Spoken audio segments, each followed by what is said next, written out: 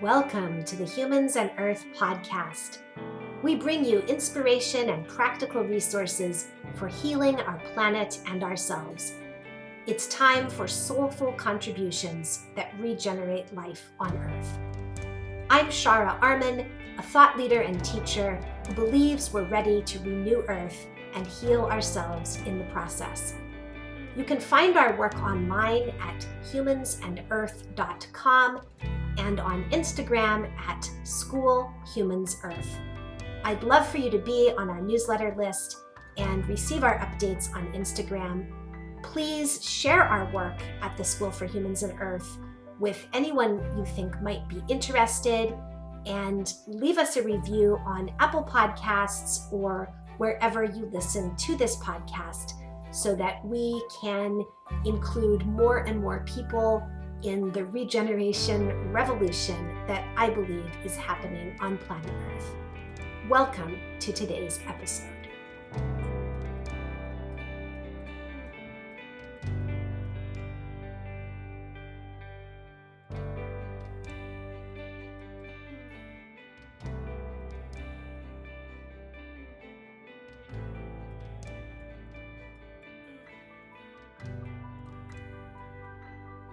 Welcome back to Humans and Earth. I am really happy to be talking today with Deborah Eden Tull.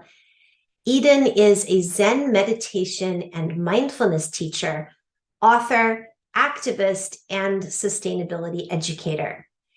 Eden teaches the integration of compassionate awareness into every aspect of our lives. She spent 7 years training as a Buddhist monk at a silent Zen monastery and has been teaching Dharma for 19 years. She has also been living in and teaching about sustainable communities for over 25 years. She teaches engaged awareness practice, which emphasizes the connection between personal awakening and global engagement. Eden draws upon teachings from the natural world and an embodied understanding of animism. And we've had other animist speakers on this podcast. It's a viewpoint that is definitely important to me also. Eden is the author of Luminous Darkness, an engaged Buddhist approach to embracing the unknown. I have it here. We'll be talking about it, and I certainly recommend it. She also is the author of Relational Mindfulness, a handbook for deepening our connection with ourself, each other, and our planet, and The Natural Kitchen, your guide for the sustainable food revolution. Eden offers retreats, online courses, and consultations internationally. To learn more, go to DeborahEdenTull.com. Welcome, Eden. I am really glad to have this time to talk with you about your work. Shara, I appreciate the warm welcome, and there's some beautiful overlaps in our work and approach, so I'm looking forward to this conversation. Yes. So I'll begin by telling our listeners a little bit about your book. It is about darkness. The title, once again, is Luminous Darkness. And you discuss the value of many kinds of darkness, the night sky darkness, our own darker emotions, quietness and gentleness as aspects of darkness. And also, a strong thread running through the book is your discussion of the darkness of uncertainty when the path ahead is not clear. I really appreciate how you discuss this as a personal experience and also something that we are collectively and globally going through right now. One of the main ideas of your book is that when we turn away from the darkness inside us and the darkness in the world, we make what is potentially a really substantial mistake, because darkness often needs our attention, and or it can be a really fertile space of not knowing that fosters profound creativity. You note that in many cultures, darkness is associated with dream time, when guidance is received. And you write of how darkness can have what you call a restorative medicine for us and can be the space where we discover our true vision. You also point out that our tendency to focus on lightness, brightness, clarity, and rationality can prevent us from exploring the more feminine, mysterious spaces and energies where perhaps we find deep wisdom. Wisdom that is really needed in times of crisis and change, such as this era that we are experiencing on planet Earth. So I would like you to begin by telling us how you invite people to open up to viewing darkness as fertile and worthwhile, rather than as a set of perceptions or feelings or experiences that we should avoid. Because as you note frequently in the book, and as I imagine our listeners are understanding as I introduce your book, it's countercultural, at least in developed industrialized countries. It's countercultural to embrace darkness as a fertile space. So how do you advise people to engage with darkness? Thank you, Shara. And I appreciate you touching on the multidimensionality of darkness. And the book is written in such a way that it guides people into experience, meditation, inquiry, because one of the premises is that modern civilization tends to spend a lot of time in our heads. And it is through direct experience coming down to our bodies and to a deeper center of intelligence and knowing that we actually access true knowledge. So to know darkness and to get to know darkness, to befriend the night physically and metaphorically, begins with evoking curiosity and being willing to question our collective assumptions about darkness. We have pretty successfully put everything that we don't like, that makes us uncomfortable, that we want to get away from in the category of dark, and then uphold light as both the lamp of knowledge and rational knowing we wish to attain, and just light as the good, the positive, the easy. And so this has caused tremendous disconnect. And the book explores the many levels, from our relationship to ourselves, to our relationship with the natural world, to the relational field. Directly, this contributes to racism and xenophobia as examples. And so I invite people experientially to begin to spend a little bit of time physically in the dark. This can occur in meditation through eyes closed or in a soft gaze, where we might just notice, oh, when I bring openness to the experience of darkness, I remember that when I pause from daylight and the activity of visual seeing, my other senses open and awaken. I drop into the deeper, darker undercurrents of my experience and find this fertile richness there. I become a deeper listener, and the book is very much about learning to deeply listen to life within and out as it unfolds. And there are practices that help people to work with fear of darkness, to see darkness just as we see light, as an ally and a teacher in spiritual growth. And as you said, in today's world, no matter who we are and what walk of life we experience, it's part of being human to go through the unknown, to face uncertainty. Today, a level of collective uncertainty that's unprecedented. So the importance of recognizing darkness actually as an ally, and the kind of, and there's so much I could say about it, but just starting with the willingness to experience the dark in a fresh way.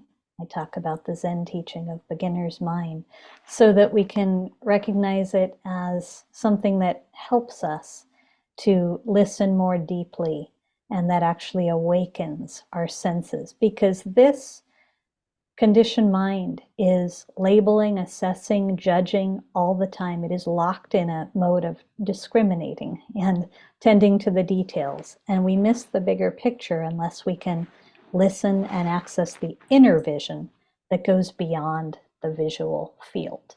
Yeah. Yes. Yeah, so helpful. So thank you for giving us that overview of our tendency to try to escape the dark. We're going to come back to that, I think, as our conversation continues. Right now, though, I want to jump to the more practical aspect of how you see this being very pertinent right now to how we handle our environmental situation on planet Earth, because I think we can make this very concrete for people, and then we'll kind of zoom out again to some of the resistance that we all still have to darkness. You note at one point that as we turn toward rather than away from our pain for our world, we realize a deeper sense of purpose. When we remember that we are in this together, we expand our capacity to love across lines. When we feel and sense rather than try to think our way through it, we access the wisdom of our natural feedback systems as members of planet Earth. That really caught my attention because I'd love to hear you speak to how you see your teachings about darkness and Endarkenment, as you call it, as the sister to enlightenment, as directly related to the failure or success, and we're experiencing both right now, in addressing environmental problems and Earth's and humanity's needs for restoration.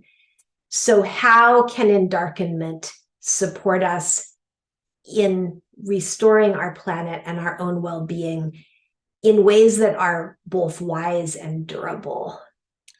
I love that last phrase, both wise and durable, because we know that humanity has been fatally short-sighted and also has a strong tendency towards denial.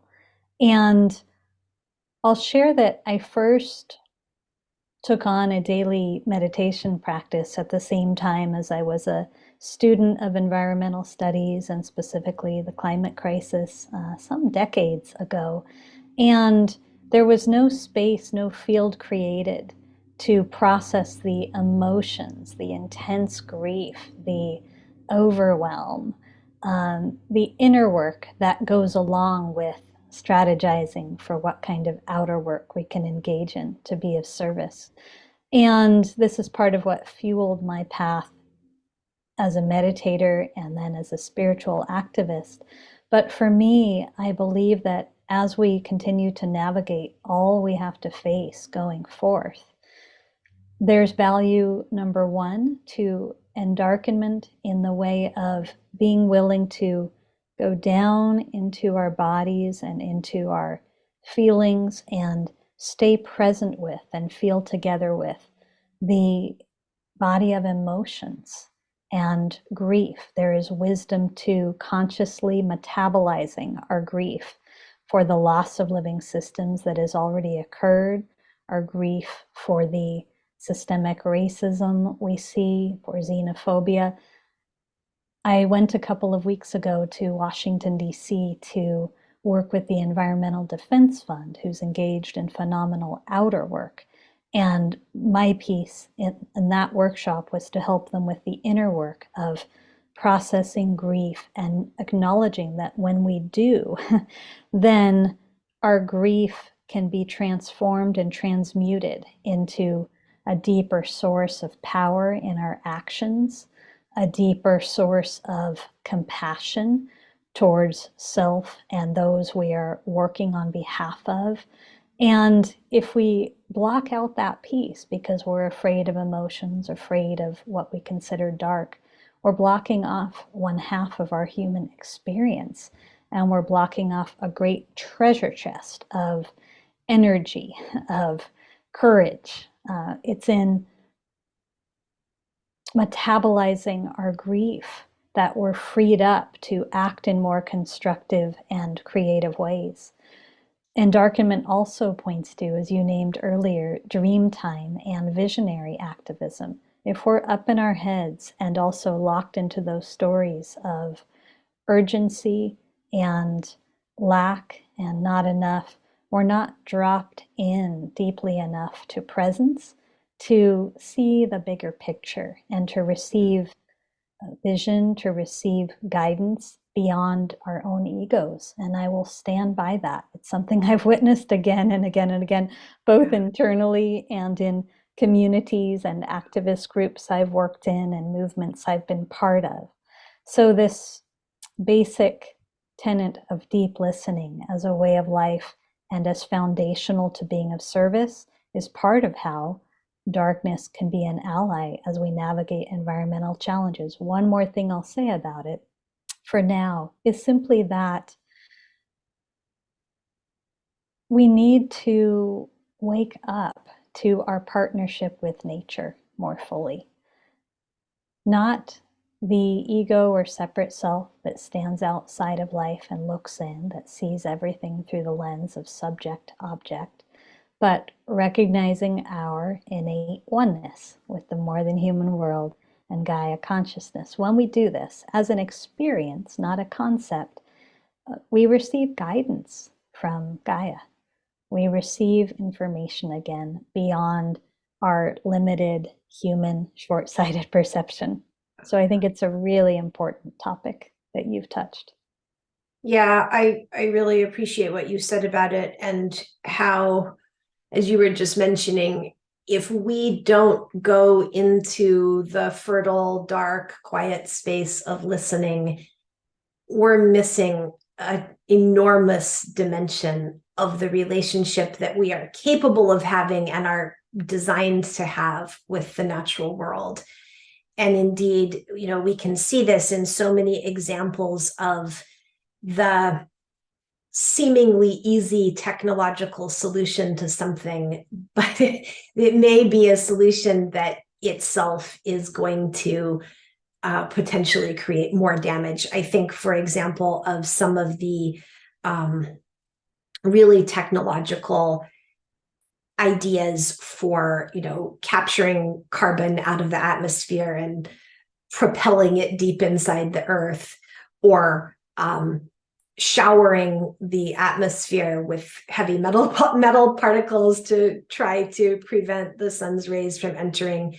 So those just strike me as some very in-our-face examples of where we can go when we're out of balance and we're not engaging with the listening, the not knowing space where we might learn something we really need to learn.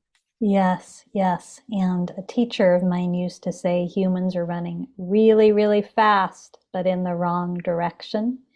And we do need to slow down to listen more, even in the face of immediacy. But the book shares a couple other examples like you did, just reminding us of how off track we can get with let's build dams as a global project without recognizing that, oh, we've actually set off the Earth's access. Right. Or what if the Green Revolution scenario that caused far more damage, both culturally and biologically. So there's so many examples. Yeah. Yes, agriculture is a really important arena for me, and I agree. It's the perfect example of how our intensively technological and human domineering approaches have really proven time and time again in the last century to cause all kinds of unforeseen damage. And therefore, the regenerative agricultural revolution that's really going on, I think is a very nice conversational partner to your ideas. And I just mentioned that for our listeners to kind of help them make some of the practical connections. I'm with you. Yeah. Yeah. Yeah.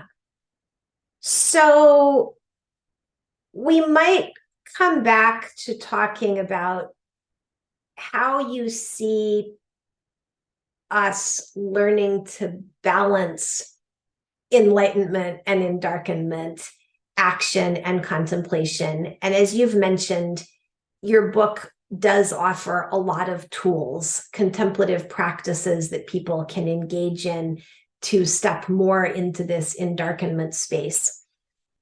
So if you have other things that you want to offer on that, feel free. But I'd also like to go back a little bit because you were talking about grief a little while ago. And I think a concern people have, and indeed, I think it's a valid concern because people really can go awry with processing grief in that people can get stuck there.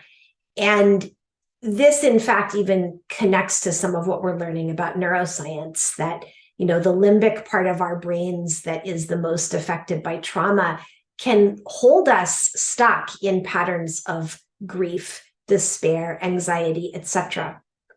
So I'm really curious about your thoughts on how we process grief, lack of knowing, the tremendous uncertainty of this time. Some people are pointing out that never in human history has the entire human species been aware that our future on this planet is not secure. It's a unique time in human existence. So how do we process grief and uncertainty without getting stuck in that space, but emerging into the vision or whatever you might term the next stage after grief or despair or the deep anxiety of not knowing? Thank you. For me, this points to conscious grief and rituals for consciously grieving, specifically in community.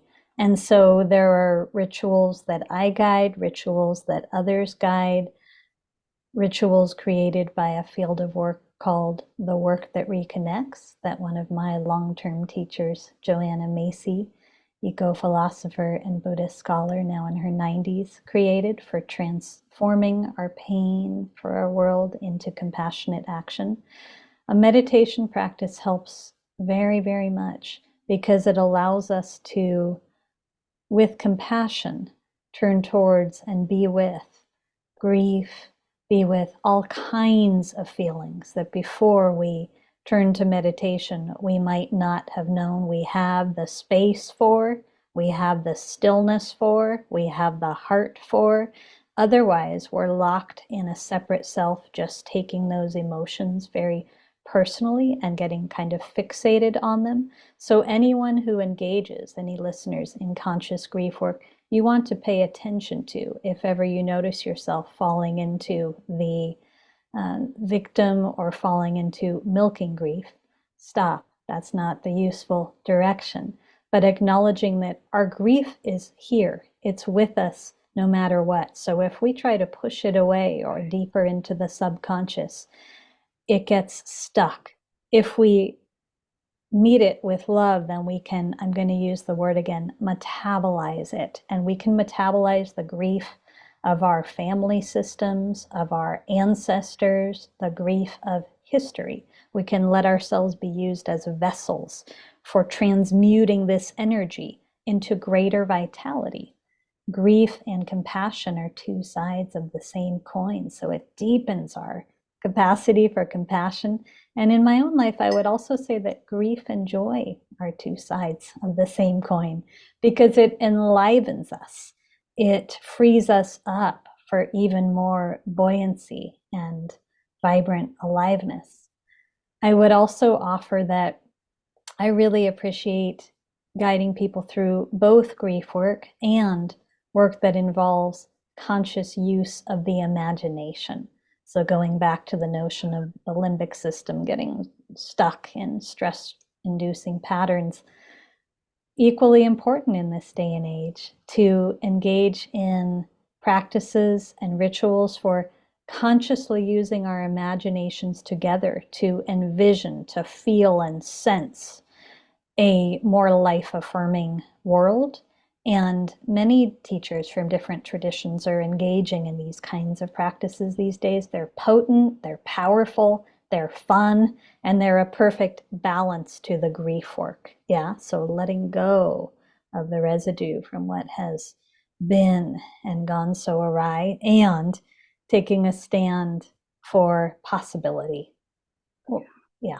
Yeah, I really love how you talked about that. And as you were speaking about grief and joy, or grief and compassion as potentially two sides of the same coin, I was reminded, I'm not sure who says this, I think a lot of people in the mental health space and also spirituality say that when you're suppressing any emotion, you're really kind of suppressing all of your emotions. And that's so powerful to me, because when you look at how industrialized cultures around the world are functioning right now, it does look to me like we see a lot of examples of cultural patterns of not only suppressing our grief and horror at what is going on, because, surely as humans, there's so much evidence that we are very disturbed when we see other people and the natural world in crisis. So on the one hand, we're suppressing all this grief and horror and just kind of trying to commit to business as usual. And then an unforeseen effect of that is the loss of compassion and delight and joy. So that, I think, really helps to convince me even further, and I hope convinces our listeners, that you have to be engaged in both the enlightenment and the endarkenment, because if you neglect one, there are consequences that just aren't worth it. Yes, and I would just add that sometimes people hold a conditioned story if they haven't engaged in healing grief work, for instance, that, if I dip my toe in, if I enter that field, I will become completely overwhelmed. I Oh, will yes. enter a pit of despair that is unending. And I will assure you from my heart and experience, it's not true.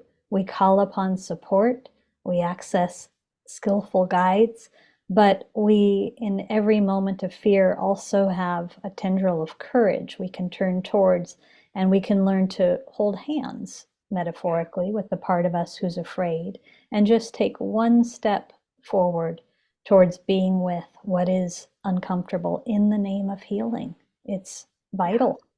Yeah. That's exactly where I wanted to go next, is talking more about fear and courage. So you state, I think it's on page 51, that fierce compassion is the mother of endarkenment. It is the courage that expresses our willingness to stay present in the dark. And on the next page, you offer an image that I really liked, of having both a strong spine and an open heart simultaneously. As we're talking about, this is really difficult for people.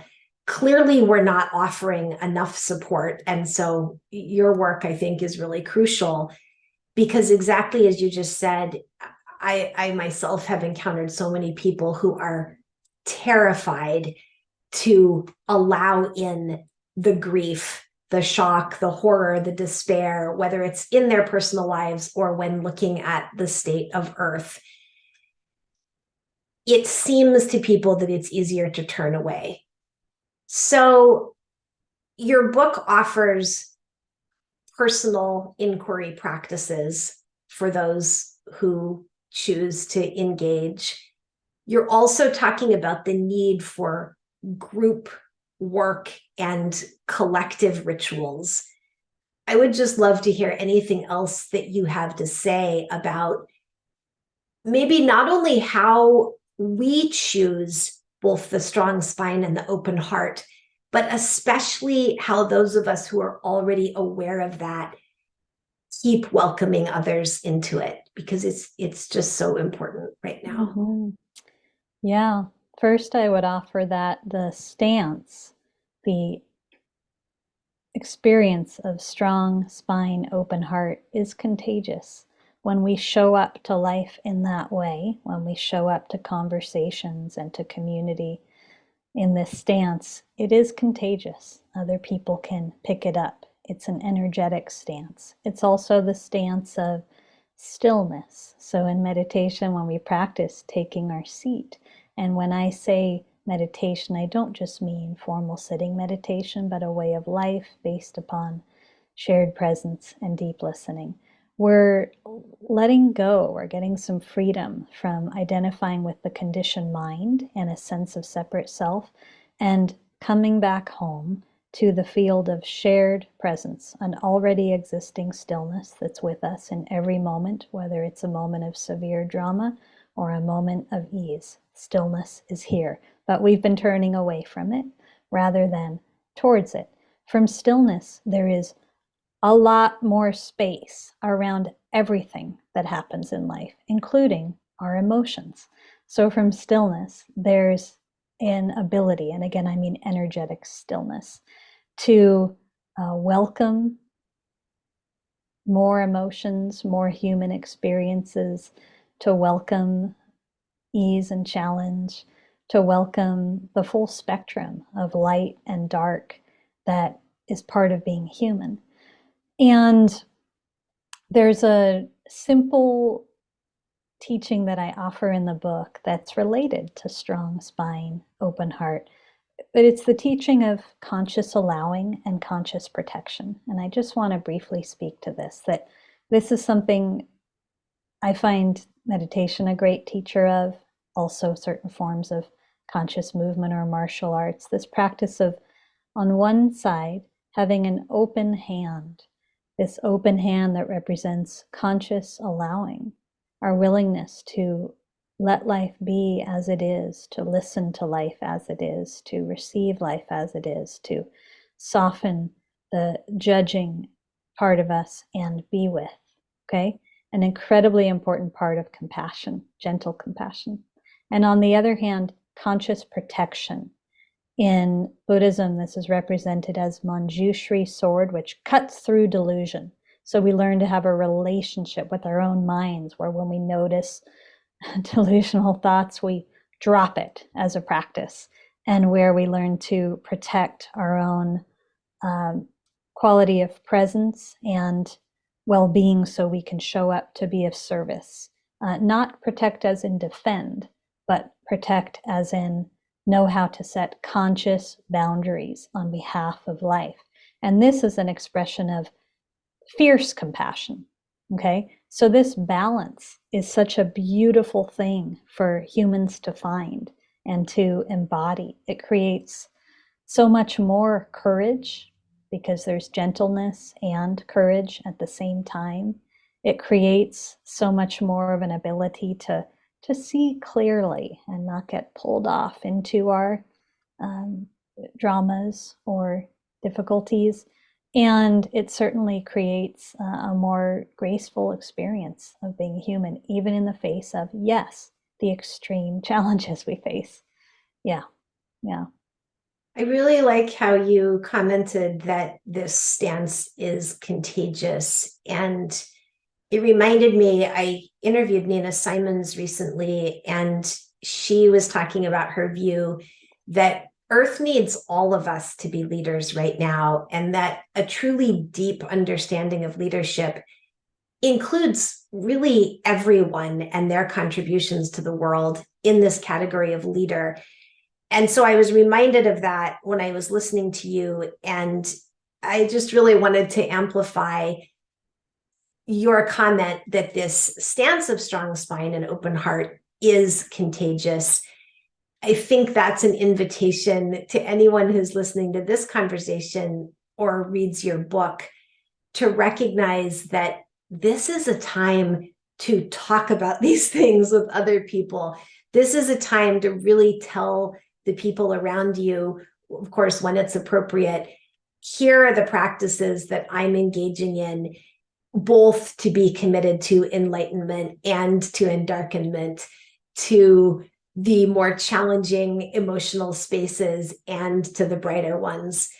because this is such a fertile time. And, another way to say it is we're seeing our psychological and our spiritual traditions coming together such that there is a lot of support for people right now to engage in all that you're talking about. And we can encourage one another simply by talking about it.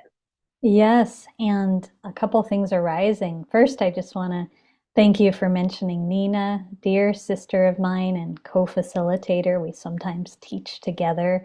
And when you were speaking just about this notion of how we're all called to lead in this time, to be leaders in shifting consciousness. Sometimes people hold leaders, especially through hierarchical perception, as already have arrived, as experts, as up on a pedestal, but I'm not a leader, this kind of thing. And to acknowledge that whether we're parents, whether we're leading in our own community in a small way, whether we're stepping into leadership in a greater way in a large organization, it's all deeply important now that people are called forth in courage. And there's a quote from Joanna Macy, this is her Active Hope book, that comes up, and it says, "Active hope is a readiness to discover the strengths in ourselves and in others." And just to remind us, like, the web of life is calling us forth now, and it's calling us out of comfort zone and out of habit patterns and out of playing it small. And so can we be contagious leaders to others, calling one another forth to show up and co-create? Everyone is needed. Yeah. Yeah. Yeah. Mm-hmm. Mm-hmm. I think that brings me to one other aspect that I wanted to ask you about, and we've touched on it to some extent, but it is, how can we not only encourage one another to be in the fertile darkness, the questioning, the listening, the receiving of the guidance, but how do you think we can do better at encouraging one another to dream largely and brightly?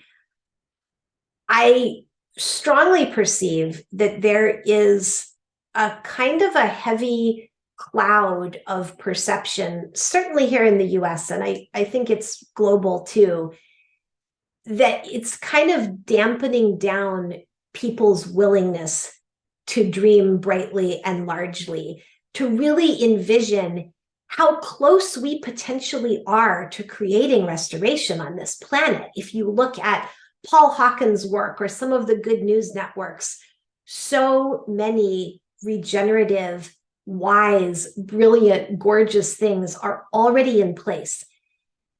In order to further them, we need to encourage one another to believe that restoration and a compassionate and life-nurturing way of life is possible here.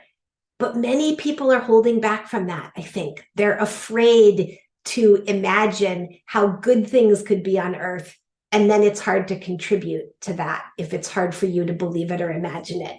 Do you have any thoughts on that? Sure. First, I would just say that more and more people need to be listening to the Good News Network and touching in with the extraordinary projects and heroic efforts that are happening all across the globe right now. And we have to acknowledge that one of the systems of the breakdown of society and one of the systems of the environmental social crisis is the amount of bad news information that people are taking in each day and believing. I think the way I've heard it is that in the year 1800, a human being basically would take in 1 year the amount of news that most people now take in 1 day. So that's a tremendous amount to process.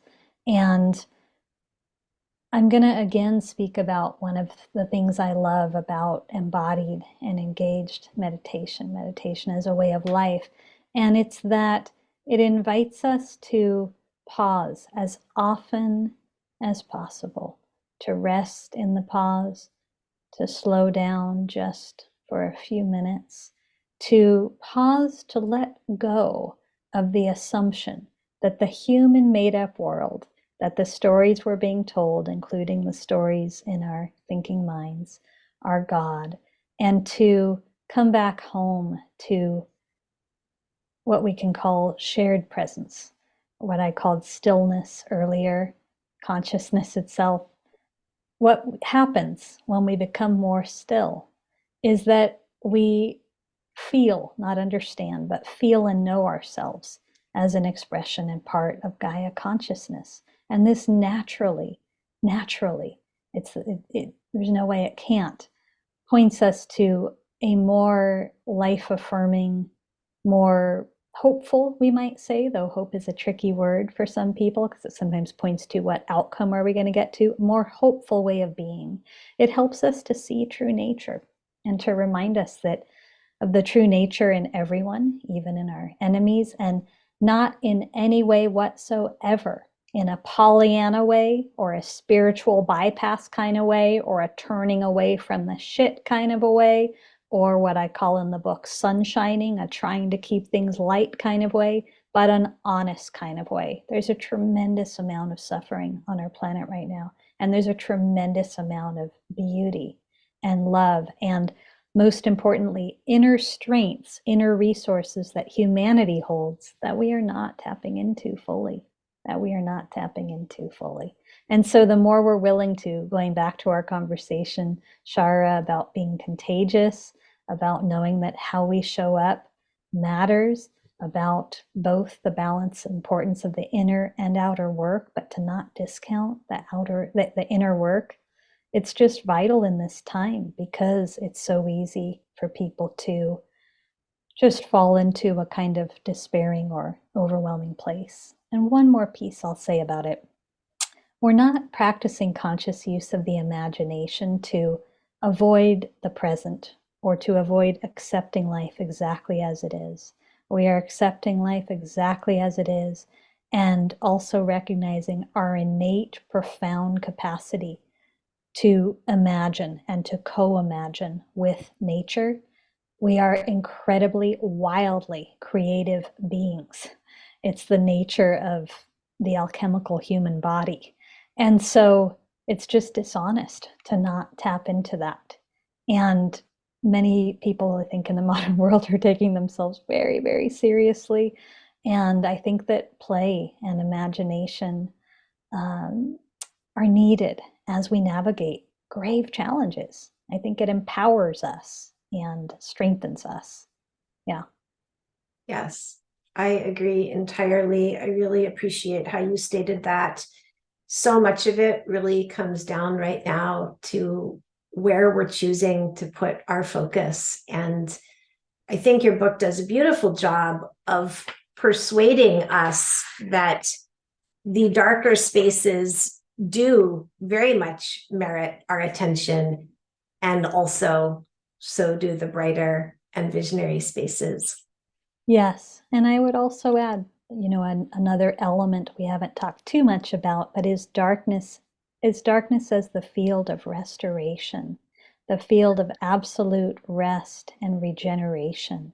We're entering close to winter time now, and just the gestation and incubation that happens in the winter time, the rest. And I don't know about you, but everyone I know right now at this point in the sort of coming out of the pandemic world and all the challenges we face together, everyone is in need of more rest, more rest.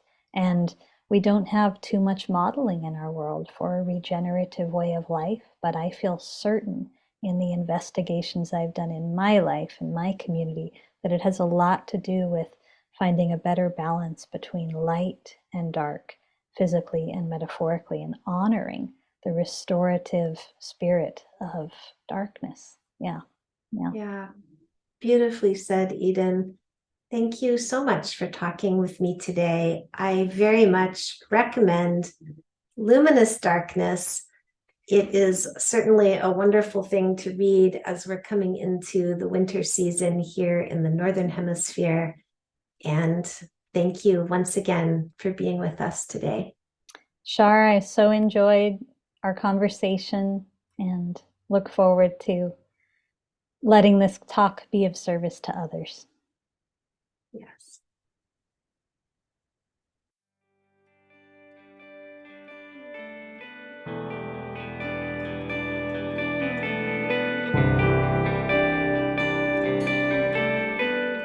Thank you for listening to Humans and Earth. Please share this episode to broaden engagement in the regeneration our world needs. You'll find social media links in the show notes. To explore our other offerings, visit www.humansandearth.com.